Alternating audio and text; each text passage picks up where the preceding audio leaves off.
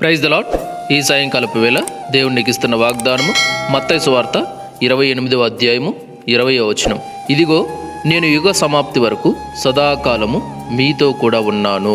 యేసయ్య ఆయన శిష్యులకు ఇలా చెప్తున్నాడు అనమాట. ఏమంటే, నేను మీకు ఏ సంగతులను అయితే ఆజ్ఞాపించానో వాటన్నిటినీ కూడా గైకొనవలనని వారందరికీ కూడా బోధించండి. ఇదిగో నేను యుగ సమాప్తి వరకు కూడా సదాకాలము మీతో కూడా ఉన్నానని వాళ్ళందరితో కూడా చెప్పండి అని చెప్తున్నాను అనమాట. దేవుడు నమ్ముకున్న ప్రతి ఒక్కరు, ఆయన యొద్దకు వచ్చిన ప్రతి ఒక్కరు, ఆయన నమ్మి బాప్తిసం పొందిన ప్రతి ఒక్కరికి కూడా దేవుడు ఈ మాటలు చెప్తున్నాడు. ఏమంటే, నేను యుగ సమాప్తి వరకు కూడా మీతో కూడా ఉంటాను, మీరు భయపడాల్సిన అవసరం లేదు, మిమ్మల్ని విడిచిపెట్టి నేను పోను అని చెప్తున్నాడు అనమాట.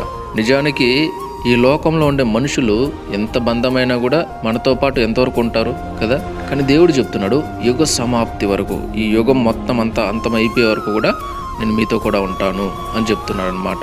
మీరు ఈ లోకాన్ని విడిచిపెట్టినా కూడా తర్వాత కూడా నేను మీతో పాటు ఉంటానని చెప్తున్నాడు. Praise the lord.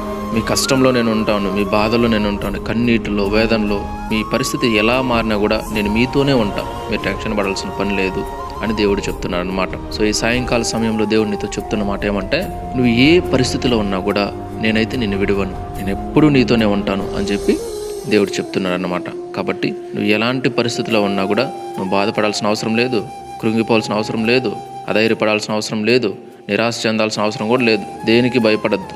ఎందుకంటే నా యేసయ్య నీతో పాటు ఉన్నాడు. ఆయన సదాకాలము నీతో ఉండేవాడు, నిన్ను విడిచిపెట్టడు. Praise the lord. ఆయన నీతో పాటు ఉండి నీ ప్రతి పాప శాప దోషాలు వాటన్నిటి నుంచి కూడా నీకు విడుదలనిచ్చి ఆయన నిన్ను పరలోకానికి చేర్చగలిగిన వాడు, పరిశుద్ధపరచగలిగిన వాడు. Praise the Lord. కాబట్టి నమ్మండి, విశ్వసించండి, ఖచ్చితంగా స్వతంత్రించుకుంటారు. Praise the lord.